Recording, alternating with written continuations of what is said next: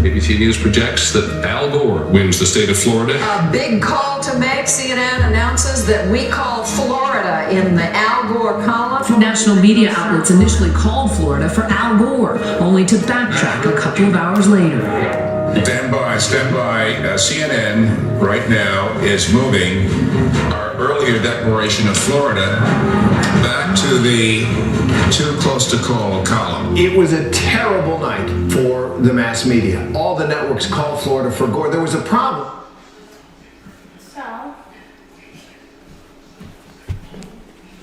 So tonight we're back on live for this. I'm a little bit high. I have to get a little higher. But I got my mic.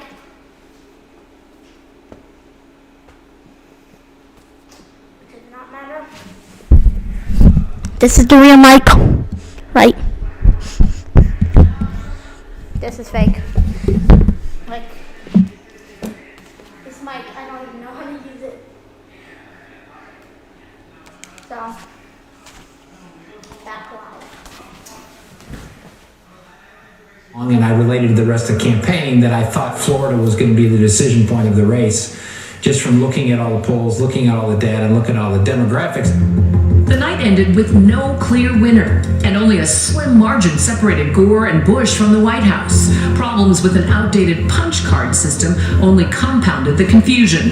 It looked like there were just, I think it was 300 some votes separating Bush from Gore and therefore the presidency. And so Gore decided to take the case to court.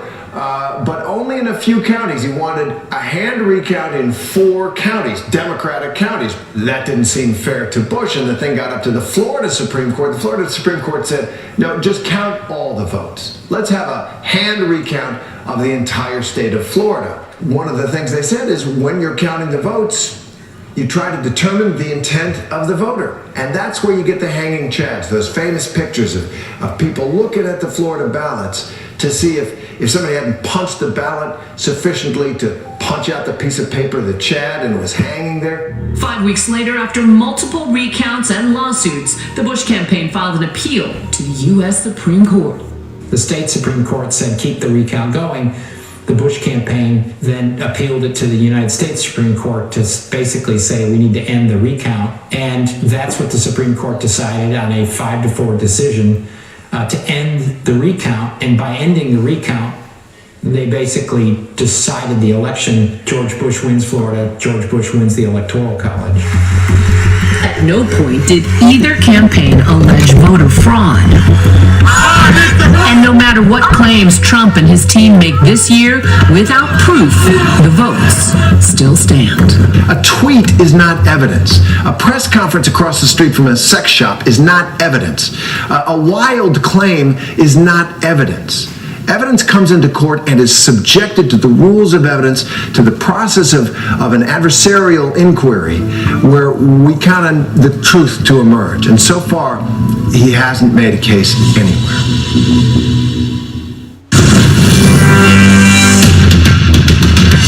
It started out as an expression of gratitude for a beautiful harvest and has grown into a ritual of love. Happy Thanksgiving from all of us at Sprouts. Sprouts, where goodness grows. Cool on it.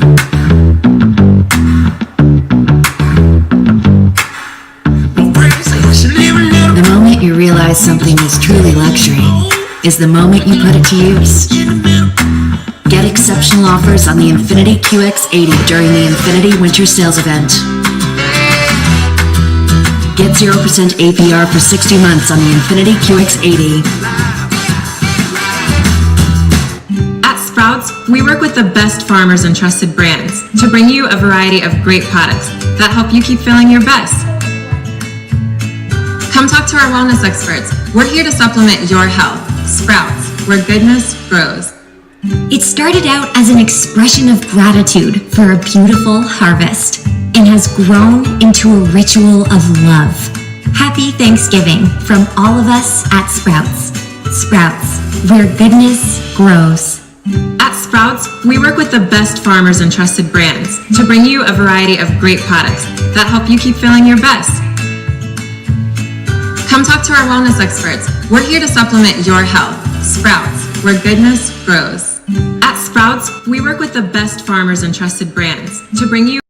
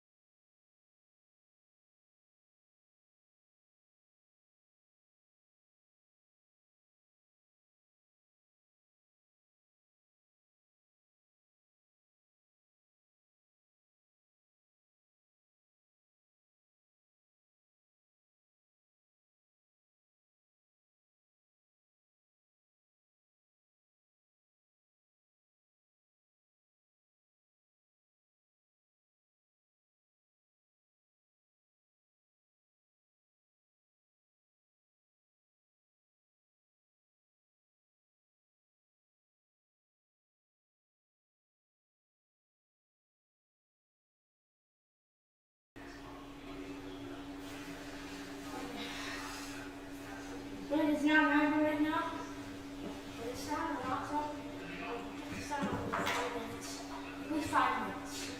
Less than 5 minutes or so. I have to get my station set up.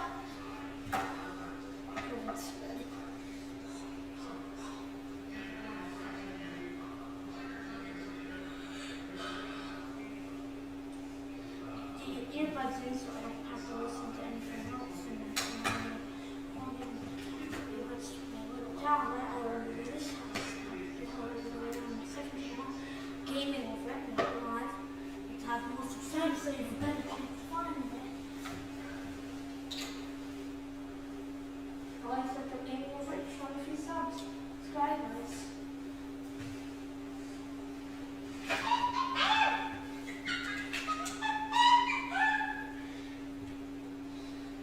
I like making that noise for some reason.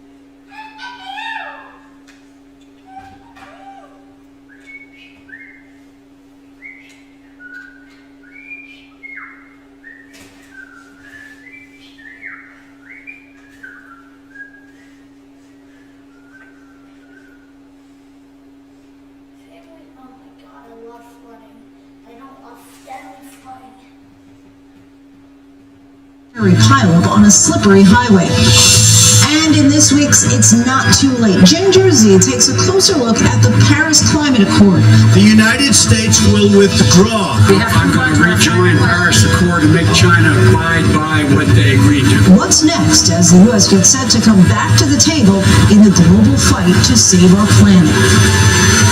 Good evening, everyone. I'm Lindsay Davis. Thanks so much for streaming with us. We begin with a sobering warning during a briefing by the COVID Tracking Project today as they track the rising number of cases, hospitalizations, and deaths across the country from coronavirus. Reporters in the room were told now is the time to prepare your readers and viewers for the next few weeks.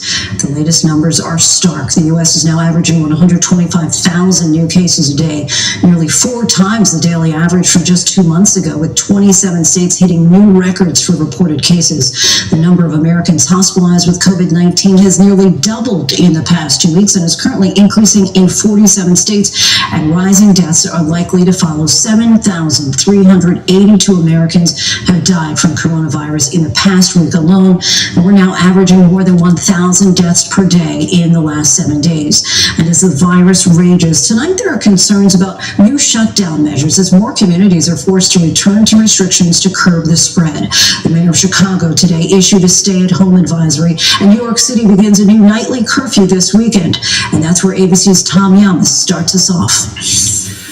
Tonight, with lines forming outside of testing centers and new restrictions, New York City being warned second wave may be coming. Every single thing you do matters. The epicenter of the U.S. pandemic putting a curfew in place. Bars, restaurants, and gyms need to close by 10 p.m. starting tomorrow. Gatherings in private homes will be limited to 10 people, all to drive those rising COVID numbers down and avoid a return to the darkest days of this pandemic. But small business owners that struggle to survive the first wave say new citywide restrictions will drown them. There's only a few people sitting down in the restaurant at 10 o'clock or 11 o'clock. And now we can't even accept those 10, 20 customers that we get at night. Across the river, cases soaring in New Jersey. 1 in 5 people testing positive in Newark. That state also rolling out a new 10 p.m. curfew tonight for restaurants and bars. Restaurants were morphing as the night went on, not in name but in substance, into clubs, into lounges. People were just letting their guard down. Today, 138,000 new cases. In just 11 days, the country recording a staggering 1.2 million infections. Our Will Carr's in California, where today they topped 1 million cases and are adding back some restrictions. COVID cases are spiking in Los Angeles. In fact, here at Dodger Stadium, they've been forced to extend their testing hours. Across the city, more than 32,000 people are being tested every day, a number that continues to go up. We should not be throwing our hands up and saying, well, there's nothing we can do. This thing is out of control. There is something we can do. Officials from coast to coast begging the public to use the tools that work, like Milwaukee's mayor. I know we're all tired. I'm tired. You're tired. But we must remain vigilant and do what is necessary. And Ohio's Republican governor amid his new mask mandate. We know that masks work. They're the easiest, most cost-effective way to limit the spread of COVID-19. But despite skyrocketing cases, still pockets of resistance to mask mandates. This billboard briefly going up in protest in Omaha, Nebraska. And every day, doctors and nurses on the front lines taking us inside their fight. It's really bad when you have to decide between a trauma patient and a COVID patient. In Missouri, 40-year-old medical technician Marie Brumbaugh took precautions but still got the virus. Her parents on the phone with Marie moments before she was put on a ventilator and later died. Her last words to me were, "I love you." And her dad was driving and he says, "I love you, baby girl." And he says, "I love you, Dad. I love you." And that was it. Such heartbreaking stories from so many families. Tom Yamas joins us now. Tom, New York is now putting in place those curfews starting tomorrow, but Mayor de Blasio also had a warning today about the city's schools if cases keep increasing in Chicago, with some news of its own today. Yeah, and I'll start there, Lindsay. Tonight there is breaking news out of Chicago. The mayor there issuing an advisory starting Monday at 6 a.m. People should only travel to work, school, and for essential needs. Back here in New York, we are starting to see the warning signs. I know you know this. Just behind me, these are people waiting to get tested. Some of these people were waiting for hours as the rain was coming down tonight. And Mayor de Blasio saying today that if the infection rate gets to 3%, he's going to shut down the New York City public school system. Lindsay, tonight we're at 2.6%. And Tom, we heard that restaurant manager say that further shutdowns just aren't fair, but did he accept that some restrictions may have to come back in order to get the virus under control, and does he think that his business can survive that? You know, he did, but his opinion was this. He's not a sports bar. He's not a large sort of bar area. He's a small restaurant. And he says his customer that comes in at 6 o'clock is the same customer that comes in at 9 o'clock or 10 o'clock. And now he has to shut down reservations at 8:30 because everyone has to be out by 10 p.m. Tom Yamas, thanks so much. Now to the first look at a promising new weapon in the battle against the virus, especially until we have a vaccine. Eli Lilly's antibody treatment, the FDA granting emergency use authorization this week. And it's not just a potential game changer for individual patients, but for healthcare providers. Our Alex Perez spoke with one of the first patients to be treated with the drug. Tonight, a first look at the new treatment created specifically to attack coronavirus. Researchers taking the most powerful antibody from one of the first survivors and using it to create a synthetically made version to fight the virus. When the fever came on, I knew things were really beginning to look bad. David Schultz is one of the first COVID patients in the country to receive Eli Lilly's new FDA-authorized antibody treatment, bamlanivimab, at Clark Memorial Hospital in Jeffersonville, Indiana. Schultz, a doctor on the front lines treating COVID patients, tested positive a couple of days ago. You just got your infusion. Describe how that was. What happened? They hooked me up to an IV, and they gave me the 1-hour infusion of the monoclonal antibody. There were no side effects to it, and I'm sure that this is going to speed up my recovery. You must begin treatment within 10 days of the first symptoms, and after receiving an infusion, patients go home to recover, freeing up valuable hospital space and staff. This is a treatment that can keep them from becoming sick enough to be in the hospital. So it keeps them out of the healthcare system. But only certain patients are eligible. Must be 12 years or older with mild to moderate symptoms and likely to develop severe illness, including many with pre-existing conditions like diabetes and obesity. It's not for people already in the hospital. Availability is limited. 88,000 doses ready now, 212,000 more expected by the end of the year. Is this the bridge that we needed until we get that widely available vaccine? This has given us hope. It's given us that ray of sunshine to say we have something that will help patients from getting sicker. And from this new treatment, for those who have it, to the vaccines meant to prevent it. Pfizer says early data shows its vaccine could be 90% effective and may apply for emergency authorization as soon as next week. And Moderna, not far behind with their vaccine, saying they could be ready to apply by next month. That vaccine news certainly seems promising. Alex Perez joins us now. And Alex, we heard you speaking with that doctor who became a patient, saying that he feels assured it will speed up his recovery. Was that because he's feeling much better than he was? What else did he say about his turnaround?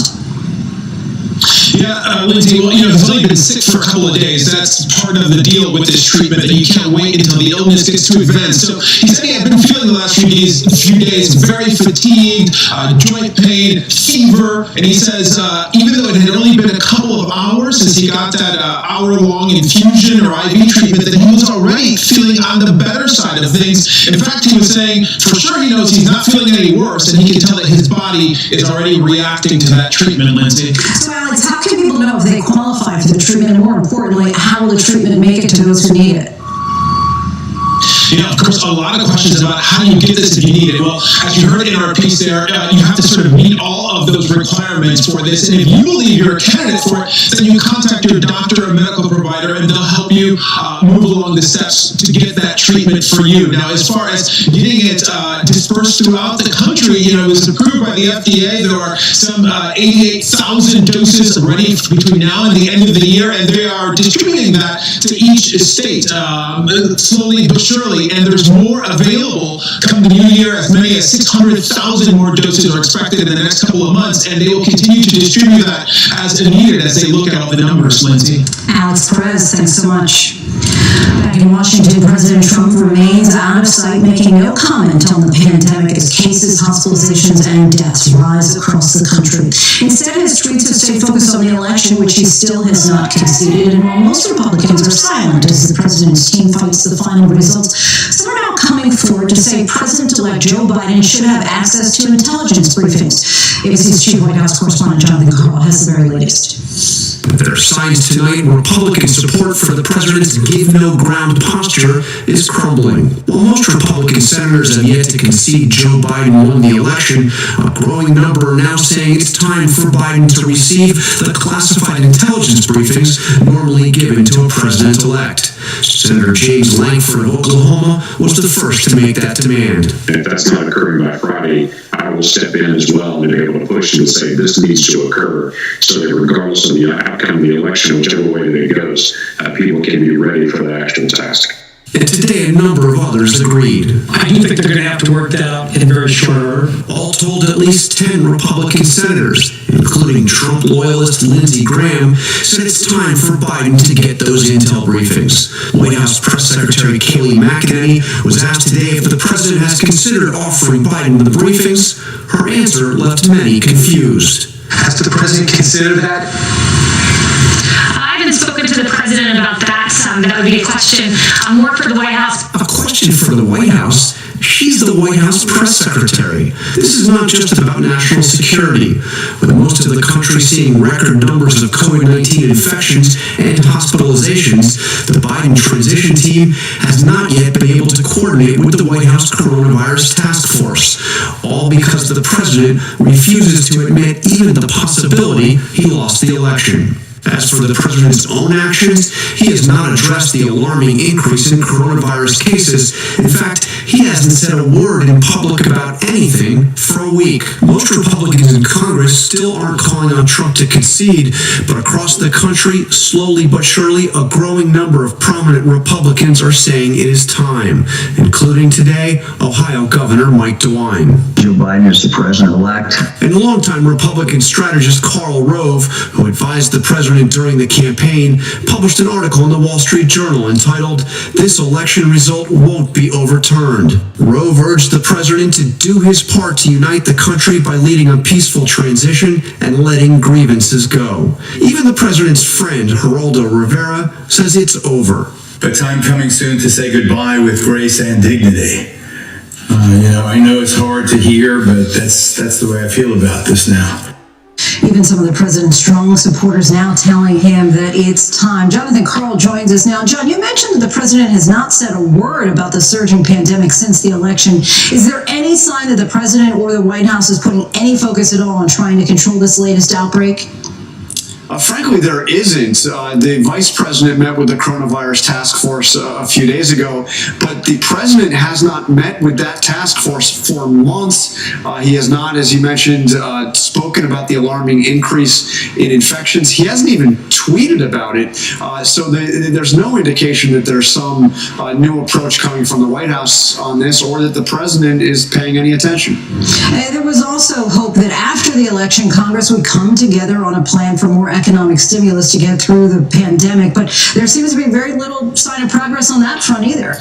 Yeah, not much. They're basically where they were, and where they were has been reiterated today. The Democratic leaders, Nancy Pelosi, Chuck Schumer, both saying that they want to see something like what they proposed before the election, a $2.2 trillion relief effort. Mitch McConnell on the Republican side said that he thinks there does need to be a relief effort, but he still believes it should be something like what he proposed, which was $500 billion. So they still remain every bit as far apart and have not really begun to negotiate. Jonathan Carl, many thanks. Thanks, Lindsay. We turn now to the key battleground state of Pennsylvania, where Biden now leads Trump by more than 50,000 votes, and where the Trump campaign has now filed at least 11 lawsuits since Election Day. Joining us tonight is Josh Shapiro, the Democratic Attorney General of Pennsylvania. Thanks so much for coming on the show. Now, you're, of course, the top law enforcement officer in Pennsylvania. Have you seen any evidence at all of election fraud, and how confident are you that your office is doing everything it can to protect the vote? We've seen no evidence of any type of widespread election fraud, certainly no evidence of the kinds of things that the president continually tweets about. And I'm very confident, not just in my law enforcement agency, but all of law enforcement here in Pennsylvania, that we will take anything seriously when it comes to election fraud. We've just seen none of it. Does it appear to you that the Trump campaign is now launching a series of cases to disqualify small numbers of ballots in the hope of closing the vote gap, perhaps a death by 1,000 cuts approach? And could that possibly work? Well, you're asking me to try to understand the motives behind Donald Trump and his campaign, and I truly don't know what they are. I can tell you that there's a pattern of behavior, which is typically some outrageous claim followed up by a presidential tweet, sometimes followed up by a filing in court, and always followed up by a defeat for them in court when it comes to trying to disqualify legal votes here in Pennsylvania. Now, there's been controversy over the 10,000 or so Pennsylvania mail-in ballots postmarked on time but received after Election Day. A judge today ruled that those ballots would be rejected if the voter had to provide more identification. Was that a meaningful win for the Trump campaign, and how many votes will now be tossed out? Well, I think respectfully, it's important that we not conflate two different issues here, which is, again, respectfully, what you did in your question. There are two separate issues here. Number one is there are ballots that were received on Wednesday, Thursday, or Friday after the election that were postmarked by Election Day that the state law, based on a reading by our state Supreme Court, said would be valid. Our Secretary of State indicated that those ballots needed to be segregated and counted. And the Supreme Court of the United States, on two separate occasions, refused to step in and overturn the ruling of the state Supreme Court. And in fact, Justice Alito said in his most recent statement that Pennsylvanians need to follow the directive of the Secretary of State, which is to segregate and count those ballots. That's one issue. And that's roughly 9,800, about 9,900 ballots. The second issue, having to do with the litigation that you're referencing from today, has to do with an extremely small number. We don't even have the accurate number yet because today's the final day for that certification, but it's an extremely small number of ballots where you have essentially a first-time voter who's voting by mail who needs to come and provide some identification to ensure that the ballot is valid. And on that, the secretary, the court found, could not grant additional days for the voter to come and provide that identification. So two separate issues. But regardless, you're talking about a very, very small number of ballots that could even potentially be impacted. Okay, thank you for that clarification there. Now, 70% of Republicans now say they don't believe the 2020 election was free and fair. That's up from 35% of Republicans who said that before Election Day, according to a recent poll.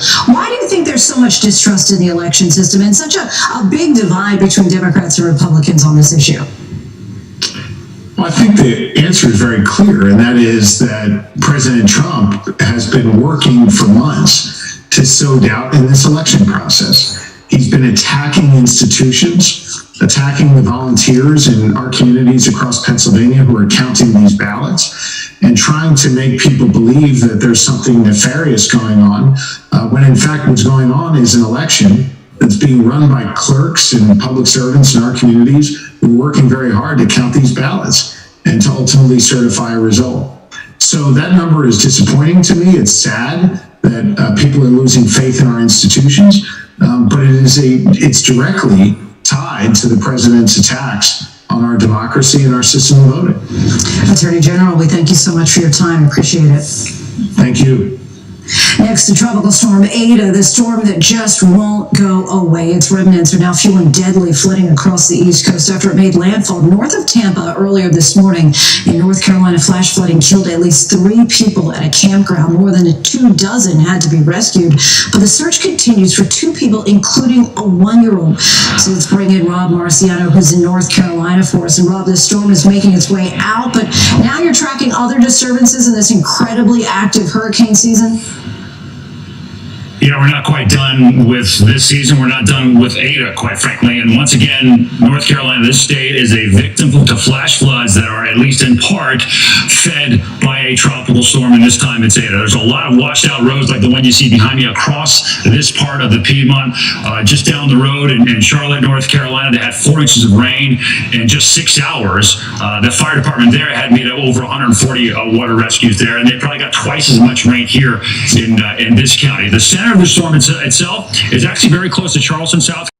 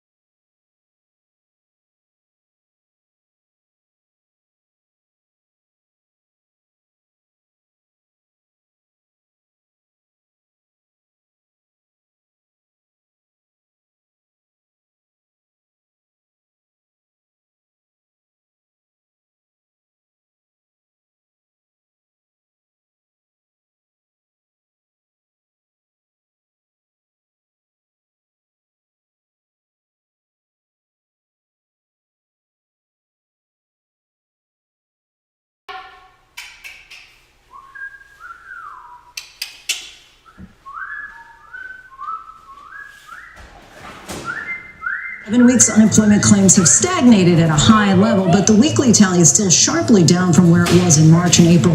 More than 21 million Americans are still claiming unemployment benefits through all programs. In a comparable week in 2019, that figure was less than 1.5 million. And while U.S. unemployment fell last month to 6.9%, new lockdowns could send that rate back up. The Dow Jones shot up more than 800 points on promising news that a potential Pfizer vaccine could be 90% effective at preventing COVID-19. But just today, the Dow slid 317 points amid worries about the worsening coronavirus crisis and signs that new stimulus relief could remain stalled. Still lots to get to here on Prime. The overseas chopper crash killing 7 on board, including 5 Americans. How this routine peacekeeping mission in Egypt turned into a tragedy. The mother of the teen accused of killing 2 peaceful protesters in Kenosha, Wisconsin, speaks out in defense of her son. And is Harvard discriminating against Asian Americans? The appeals court ruling on a case that could ultimately make its way to the Supreme Court. But first, a look at our top trending stories on abcnews.com.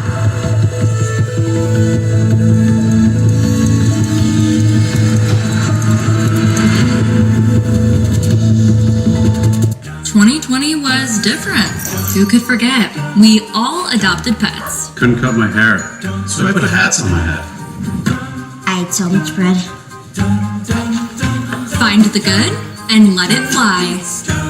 2020 was different. Who could forget? We all adopted pets. Couldn't cut my hair, so I put hats on my head. I ate so much bread. Find the good and let it fly. 2020 was different. Who could forget? She captured a rainbow. We all adopted pets. It was the best year ever! Please forgive him, he was born in September. Find the good and let it fly. This year happened. Who could forget? She captured a rainbow. We all adopted pets. Couldn't cut my hair, so I put hats on my head. I found a new hobby. I ate so much bread. 2020 was the best year ever! Please forgive him, he was born in September. So gather your good, let's share the supply. Watch smiles multiply when we let that good fly. 2020 was different. Who could forget? She captured a rainbow. We all adopted pets. It was the best year ever! Please forgive him, he was born in September. Find the good and let it fly. 2020 was different. Who could forget? We all adopted pets. Couldn't cut my hair, so I put hats on my head. I ate so much bread. Find the good and let it fly. 2020 was different. Who could forget? She captured a rainbow. We all adopted pets. It was the best year ever! Please forgive him, he was born in September. Find the good and let it fly. At Sprouts, we work with the best farmers and trusted brands to bring you a variety of great products that help you keep feeling your best. Come talk to our wellness experts. We're here to supplement your health. Sprouts, where goodness grows. You can see just home after home. David, good to meet you. This was your view. My favorite view. Thank you for listening.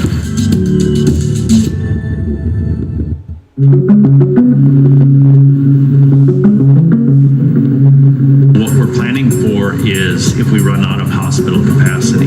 Coronavirus cases are surging. This week alone, 1 in 378 Americans tested positive.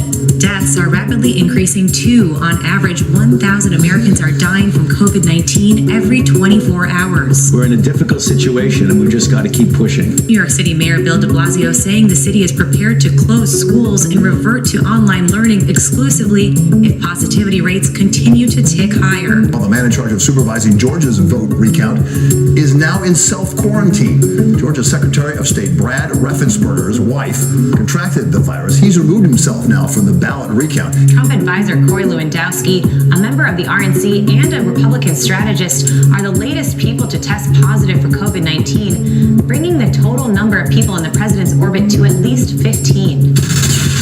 the coronavirus again showing up on a cruise ship. A passenger on board the first cruise to set sail in the Caribbean since March reportedly testing positive for the coronavirus. Earlier this summer, the company had touted its new COVID safety measures on its website, hoping to be a model example for safe cruising in the pandemic. It's a real pleasure to welcome you on board Sea Dream. The Sea Dream 1, with 53 passengers and 66 crew members on board, returning to Barbados last night after leaving the island for a 7-night Caribbean cruise on Saturday. According to the Point Sky reporter Gene Sloan, who was on board the ship, all passengers were tested before boarding Saturday, but on Tuesday, one felt sick and tested positive. He says all guests are now quarantining in their rooms. Sloan says the company didn't require passengers to wear masks at first, but now is. The mother of Kyle Rittenhouse defending her son. They need to watch the video. He's not a monster. The 17-year-old is accused of shooting 3 people, killing 2 in Kenosha, Wisconsin in August when residents protested the police shooting of Jacob Blake. Rittenhouse is seen on several videos with an AR-15 style rifle walking down city streets. ABC News confirming that Rittenhouse is the person seen in graphic video where he's running from the crowd. He falls and then begins shooting. Wendy Rittenhouse says her son was there to protect businesses from looting, but instead he was forced to protect himself. If he didn't have that gun, he would have been dead. And point blank, it was all self-defense. Self-defense? That is impossible. That is impossible. I don't know what part of the video you watched, but he already killed the guy, shot him in the head, and then tried to run. 5 U.S. troops have been killed after a military helicopter crashed in Egypt, killing 7 members of an international peacekeeping force, including those 5 Americans. Officials say the helicopter went down in the Sinai Peninsula during a routine mission. The Black Hawk believed to have suffered a mechanical failure. 1 American survived. The identity of the victims not yet released. President-elect Joe Biden tweeting his condolences to the Imagine a world where sound can be both private and immersive. Some futuristic technology that's putting music in your head without using headphones. It directs the sound at the user and no one else. The device is called Sound Beamer 1.0 and launches tomorrow. The technology developed in Israel works by using a 3D sensing module. It locates and tracks the ear position and uses ultrasonic waves to send audio to the listener only. The maker Naveto Systems describes it as a personal sound bubble. You don't need to tell the device where you are. It's not streaming to like one exact place. It follows you wherever you go. So it's personally for you. Follows you and plays what you want inside your head. Desktop device you're looking at right here. The company hopes to unveil a smaller version in time for the holidays of next year. No word yet on the price. Welcome back. Former President Barack Obama, in an interview set to air on 60 Minutes this weekend, lashed out at Republicans for going along with the president's claim about election fraud. Take a listen. What are these false claims of widespread election fraud doing to our country right now? They appear to be motivated in part because the president doesn't like to lose and never admits loss. I'm more troubled by the fact that other Republican officials who clearly know better are going along with this, are humoring him in this fashion. It is one more step in delegitimizing not just the incoming Biden administration, but democracy generally. And that's a dangerous path. President Trump has refused to concede the election to President-elect Joe Biden. Mr. Obama's interview was done in conjunction with his new book, A Promised Land. The father and son accused of killing Ahmaud Arbery as he jogged through a Georgia neighborhood faced a judge as they seek to be let out of jail. But in the hearing, they had to answer questions about a racist Facebook post. Adrian Bankert reports.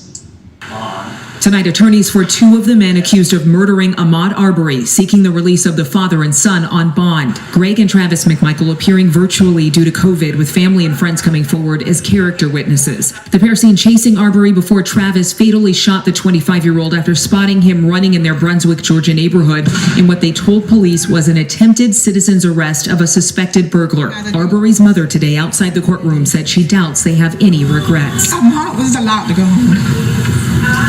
So them going home would be totally unfair. Travis McMichael's friends testifying he is remorseful. His attorney citing his service in the Coast Guard, saying this was no hate crime. We have substantial evidence that on the day in question, Mr. Arbery was not a jogger. He was there for nefarious purposes. The prosecution revealing an old text message sent by Travis McMichael to a friend using a racial slur. That friend saying the text was not meant to be racist at all. And Lindsay, we know the McMichaels' attorneys are asking the judge to reject the indictment's malice murder charge. They say it was written in such a way that it improperly charges 2 crimes in 1 count.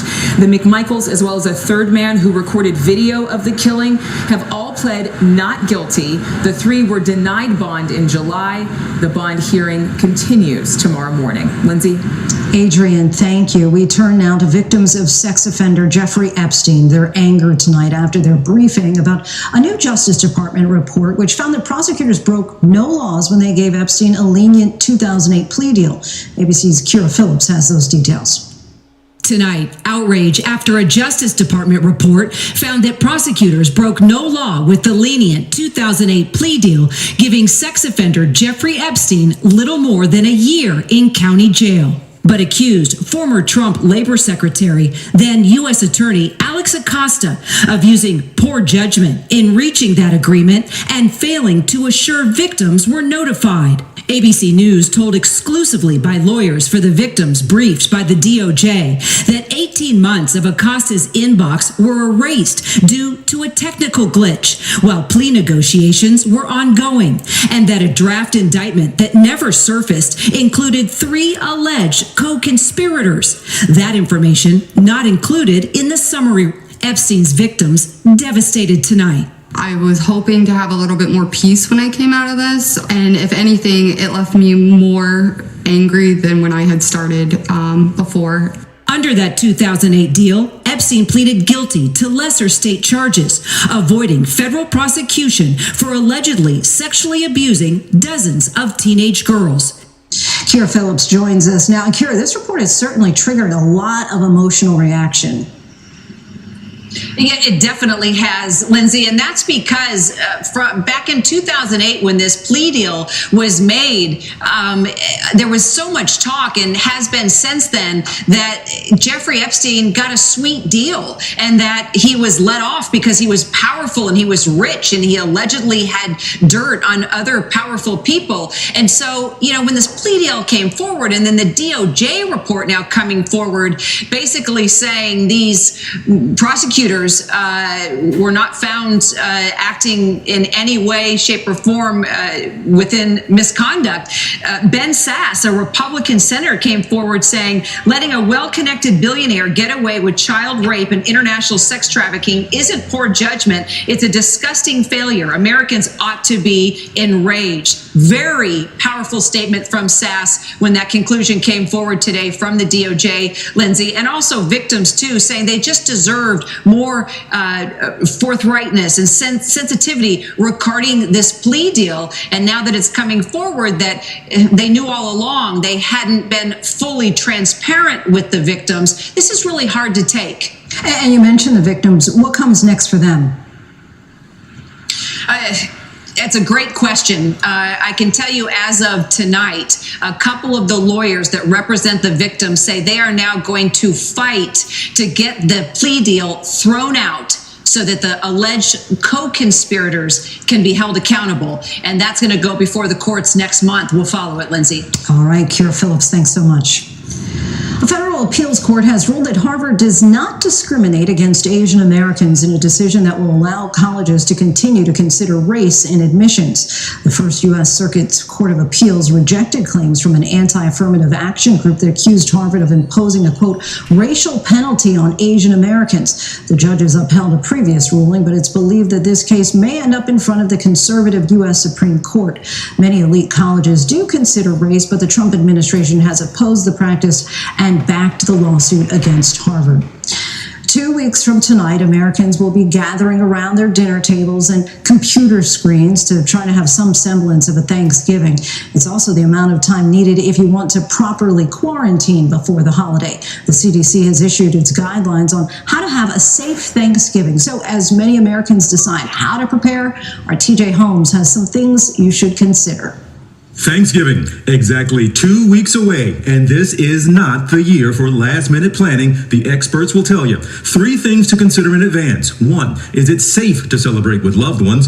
2, what travel restrictions are in place? And 3, will your favorite holiday groceries be available? When it comes to celebrating, Dr. John Brownstein, an epidemiologist with Boston's Children's Hospital, says he's playing it safe doing a virtual family celebration this year. We have rampant, uncontrolled, disease transmission for COVID happening across this entire country. And the more interactions that we have, the more this will fuel transmission. But if you do plan on seeing your loved ones? Many public health experts say it's not the best idea, but if that is something that you need to do, you actually need to be implementing those now. 14-day quarantine, and that is starting, right now, that someone needs to be putting themselves in isolation from others, and then testing. The CDC also recommends added layers to stay safe, like yes, wearing a mask, staying 6 feet apart, and eating outdoors if possible. For some, the risk of gathering is not worth it. The Flowers family just lost their mother to COVID-19, and they're urging people to skip Thanksgiving this year. Don't have big gatherings because you'd rather lose one Thanksgiving and be able to share all the rest of them with your family. And while weighing the risks, you also need to consider the rules. There are travel restrictions in place, but still more than half of all Americans plan to travel for the holiday. New York is cracking down on the size of indoor gatherings, limiting it to 10 people unless they're part of your household. That doesn't work. If these numbers keep going crazy, you have some scientists who believe we're going to go back to a close down. I'm just praying that doesn't happen. Governor Cuomo also recently updated travel restrictions, requiring visitors to test negative in 3 days before they arrive, then quarantine for 3 days once they get to New York, then test negative again on day 4 to get out of that quarantine. Meanwhile, in Chicago, a 14-day quarantine is mandatory for anyone traveling from a state on the red list. And in Hawaii, you can get out of that mandatory quarantine if you take a state-approved test within 72 hours before arrival. Get all that? The rules, yes, they can be complicated. And as you prep for an unusual Thanksgiving this year, 2 weeks out, now is the time to also start thinking about what you need to buy for your smaller than usual feast. My advice would be that you would want to try to shop early for things that are going to be non-perishable, that can be frozen or perhaps aren't going to expire before your holiday date. Stores like Walmart, Stu Leonard's, and Kroger all stocking up on smaller turkeys. And Kroger is also trying to make sure they keep their shelves stocked. With reports of panic buying, they're now putting limits on products like paper goods and disinfectants to help prevent shortages. Our thanks to TJ for that. And when we come back, President-elect Biden's promise to rejoin the Paris Climate Agreement. Will the deal be renegotiated? Our Ginger Z takes a closer look next.